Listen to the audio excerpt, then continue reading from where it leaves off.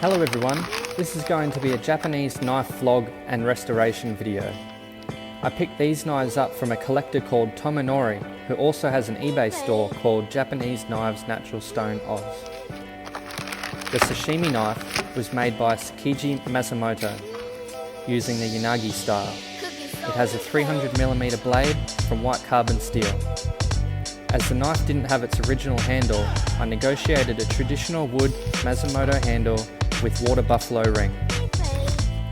The severely rusted Deba knife was made by Yoshikane in the Kasumi style.